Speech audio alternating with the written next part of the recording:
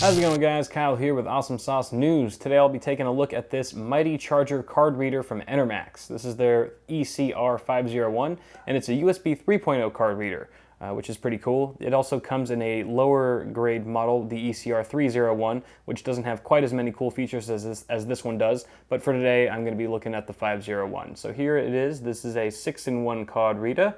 There are the 6 different card formats that it supports. I'm just going to go ahead and let you guys read that for a sec.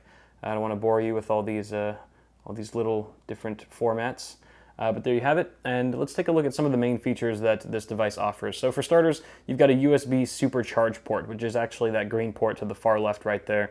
And this is basically for charging any device that uses USB power to charge. So tablets and smartphones and things like that can be charged very quickly with this port. They're claiming up to 80% faster than a normal USB port with this supercharge port, which is pretty cool. It's also battery, I think it's battery charge, or USB battery charge specification compliant, which is version 1.2, which means it outputs 2.4 amps, which is really nice. You've also got a USB 3.0 port right there. And let's get back to the bottom here. So the card reader ports are actually in USB 3.0 bandwidth. Now, you would think that's pretty obvious for a USB 3.0 card reader, but actually I've seen a lot of card readers that advertise themselves to be USB 3, but only the USB 3 ports are actually wired for that bandwidth. And the card ports themselves are wired for USB 2 connectivity, which is a real bummer and kind of misleading. But that's not the case for this card reader, so kudos to Enermax for getting that right. You've also got 5 just general USB 2.0 ports there, but they also output 1.5 amps. So if you are occupying the supercharge port and you want to charge some other secondary devices, you can go ahead and charge them with these USB 2.0 ports, and it'll actually charge quite a bit faster than a standard USB port, which is also very nice. And last but not least, you have a very unique feature on this card reader. You can actually install 2 2.5-inch drives and 1 3.5-inch drive to the back of this thing. So they're stored internally. That really kind of makes this card reader a multi-purpose device that offers just a lot of different functionality for, I think, the $35 that you pay for it currently. So with that said, I'm going to take it out of the box and we're going to have a closer look. Alright, so here's everything that's included in the package. First off, you've got your installation guide right here. Pretty straightforward. If you've ever installed anything inside of a 5¼ inch bay before, I'm sure you won't really need this too much. But there it is, just in case. You've also got some mounting screws to install the card reader itself, as well as any drives that you might be installing into the card reader. So there you go. And here's the card reader. Boom, there it is. So it's got a nice matte black finish. It kind of looks texturized. It's got kind of a texturized pattern to it, but it's nothing too distracting. I actually personally like it. It's made of plastic, but it doesn't feel cheap at all. It actually feels very well built. It's very strong and sturdy. It's thick plastic. It doesn't bend or anything like that, which is also very nice. So here's just a look. We're going to go down from left to right. Your supercharge port on the very left, USB 3.0 port, as well as your 5 USB 2.0 ports. Up top you have your card ports, which are USB 3.0 bandwidth supported, as well as an eSATA port there off to the right, which is a nice touch. And there's one more look at the side where you can drill in those holes, or screw in those holes, mount it to your 5¼ inch bay. On the flip side of the card reader, you've got some cables here, Molex for power. And sorry guys, it's a little blurry because I have autofocus on since my cameraman is off for the day. I'm kind of roughing it, so just bear with me.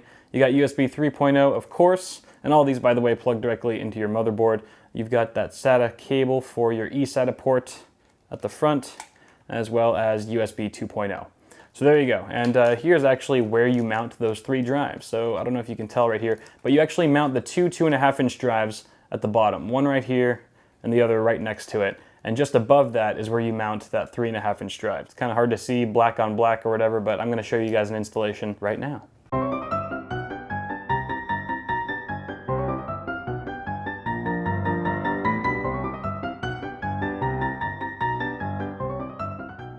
And voila, your drives are installed. You've got your 3.5-inch drive up top here, 2.5-inch drives at the bottom.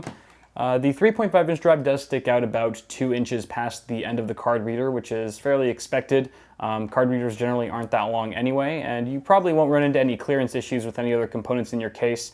The only thing I can think of is if you have a really small case and you have a memory stick right here that might interfere. But honestly, I think you should be all right, especially if you use like a right angle SATA data cable right here, and for power, they're generally like ribbon style cables, or they're really thin or flexible. So honestly, you shouldn't run into any clearance issues with having installed that 3.5-inch drive. Alright, so I just finished installing the card reader, and just as I predicted, there were no clearance issues with the other components, particularly the RAM. As you can see, there's plenty of space here. Even if you were to plug in your SATA cables, you'd have no problem getting it all in there. I did want to mention that I did install it on the lower 5¼ inch drive bay in the Define R4, because if I installed it on the top, I'd just be a little bit more pressed for space with that radiator from the H100i with those fans sticking out. I still could have gotten it in there no problem, but just for the sake of convenience and to get this video up quickly, I just installed it right there to save a bit of time. Just something I wanted to point out. And I couldn't help but test out the transfer speeds of this card reader. Now the speeds here are going to be largely dependent on and attributed to the X99 chipset, which is controlling all this USB 3 bandwidth natively, but I still wanted to test out the card readers to make sure it was working properly and whatnot. So I stuck an SD card in there with a 4 gig file and was able to transfer it to the SSD on my system in about 1.5 minutes, about 1 minute and 32 seconds to be exact, which is a completely reasonable and acceptable speed, especially if it means that I don't have to use this damn dongle all the time, and it's just completely built in and ready to go. That's going to actually save me a lot of headache and hassle. I did want to test out the charging port, the supercharge port here, just to see what all the hype's about, since Enermax seem to be advertising it quite a bit. I'm just going to see if the claims are true, and I think my phone's about to die, so I'm going to test that.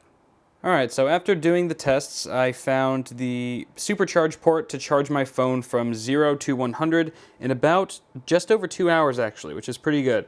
And a regular USB 2.0 port took 5.5 hours, about 5 hours and 20 minutes to be exact. And that was using the USB 2.0 port on the case, the built-in USB port there, not the 1.4 amp USB 2.0 port on the card reader itself, because that would have charged quite a bit faster. So all in all, if you do the math, that's about 2.5 times faster using the supercharge port than a standard USB 2.0 port. So it's actually pretty good. I think I'm going to start using the supercharge port quite a bit more now, just because it's a lot more convenient for me to have my phone charging right next to me, that I can put it on my desk, as opposed to having it plugged into a wall socket somewhere and having it, more than an arm's reach away from me. So all in all, a very solid card reader that does what it promises. And honestly, I can't think of a better way to spend 35 bucks if you have a free 5¼ inch bay just sitting there. Once again, this has been the Enermax ECR501 USB 3.0 card reader. I'm Cal with Awesome Sauce News. Be sure to like and favorite, and until next time,